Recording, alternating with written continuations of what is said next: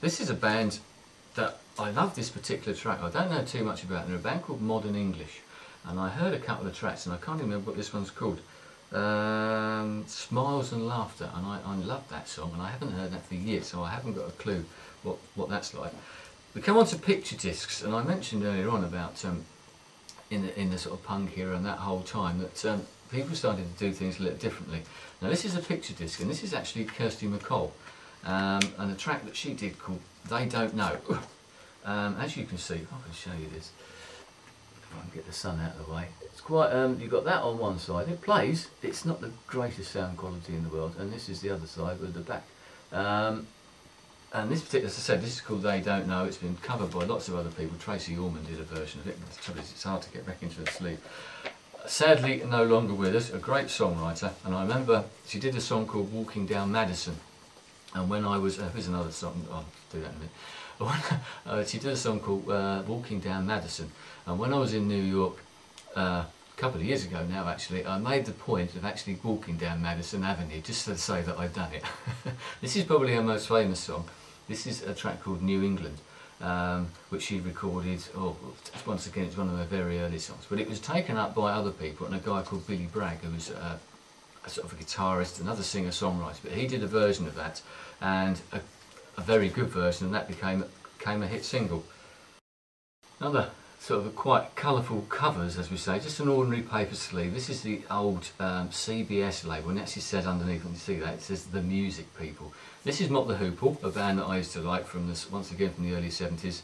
7th of November 1974 I bought the single. This is all the young dudes. This one's called Lucci Boogie, which was the next one I think that came out. Then we got All the Way from Memphis, Roll Away the Stone.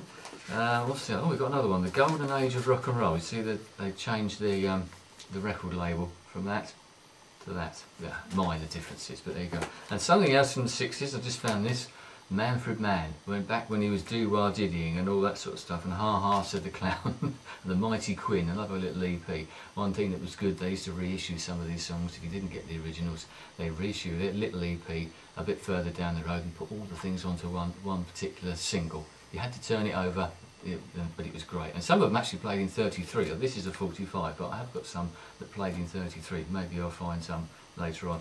Quick one, Gary Moore, excellent guitarist, and this particular one is called Parisian Walkways, and Meatloaf.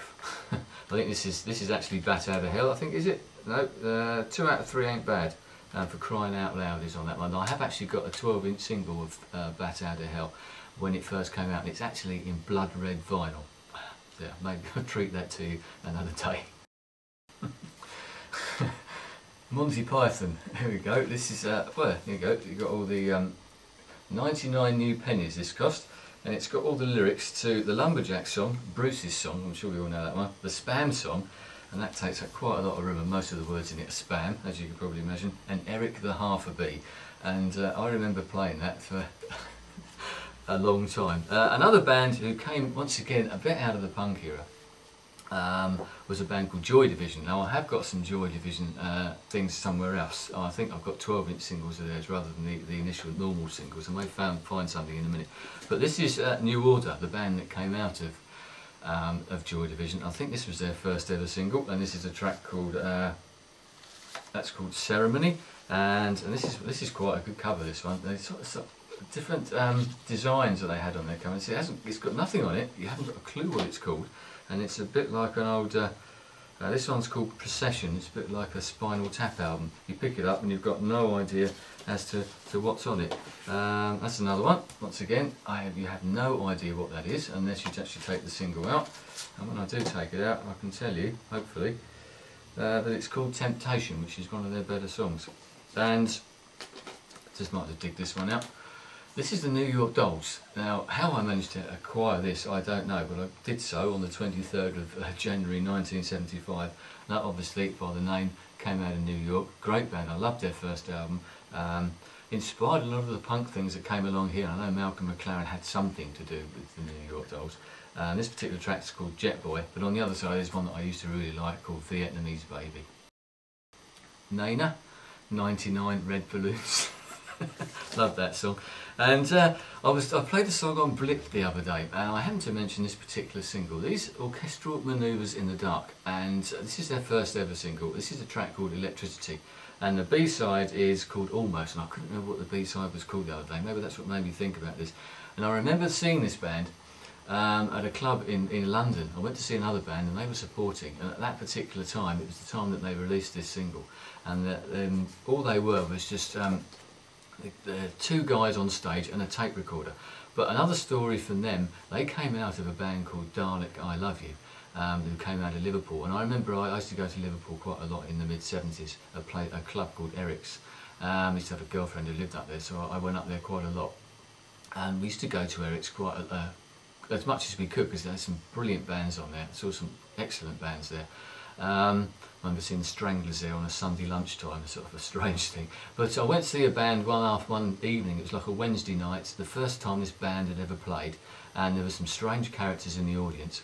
I think I probably recognise all of them now because of what they've gone on to do. But the band were called Dalek I Love You, and it was their first ever gig. I can't say I was particularly impressed, but out of that band came bands like I think the Big in Japan were one of the bands that were involved in that sort of time. As I said, Orchestral Manoeuvres in the Dark, and this is probably one of their most famous songs, Joan of Arc. So you never know. You go to these things, you're never quite sure what you're going to find, are you? And that's which one was that? Souvenir. Another good track. Another band I used to like in the mid-70s is a band called The Only Ones, and this was their first ever single, called Lovers of Today. But their most famous single is this one, Another Girl, Another Planet, which you may not know the title of, but you probably know the actual song, because it's one of those ones that gets played all over the place and no one really knows what it is. A different record label now. This is Track Records, and this is a band, or a duo, called John Otway and Wild Willie Barrett. Track Records, the Who were on Track Records, obviously in the sort of late 60s and maybe early 70s as well, I can't remember. And this is actually produced by Pete Townsend, hence the fact that it's on the Track record label.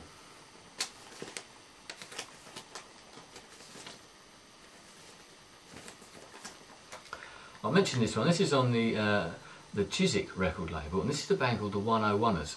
And the particular track is called Keys to Your Heart, and you might think, well, who's that then? And it's not until you actually see who wrote the song, and it was actually the singer and the guitarist in the band, one Joe Strummer, and that's obviously a forerunner of the Clash, and they saw him playing with them, I think. And I think they actually supported the Sex Pistols at one particular time.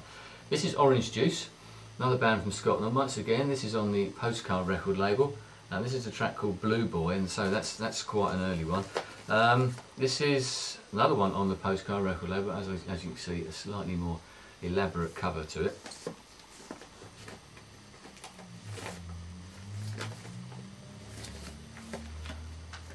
One of the guys that I always loved that came out of America, a great singer-songwriter, this is Tom Petty and the Heartbreakers.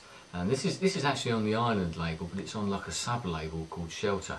And I bought a couple of his singles, and once again I've got a couple of 12-inch singles as well. This one's only anything that's rock and roll. A track called I Need to Know, which is another good one, and I've got several more of his in here as well. Someone else I'm sure you'll all know, Prince, and this is When Doves Cry. I remember buying this and hearing this and loving the guitar on that, and still do actually. It's another one of those ones that still stands up, and that's Prince once again. Prince and the Revolution, and that is Kiss. Now come to one of those singles that came out in, I was talking about in the sort of the punk era and the way that they've changed things. This, if I unfold it, as you can see, it's actually done up as a newspaper. And this is actually, if I can get it out without ruining it, the actual single that's inside is actually Public Image Limited, the first single ever by John Lydon and his new band after he'd left the Sex Pistols. And as you can see, it's done up as like a newspaper, and you sort of fold it out, and it is in paper, and it looks exactly the sort of thing like a newspaper, but once again shows you the sort of originality and the difference and things that people were trying to do at that particular time. And you never know, that might be worth something, probably a bit more than the 90p that I paid for it.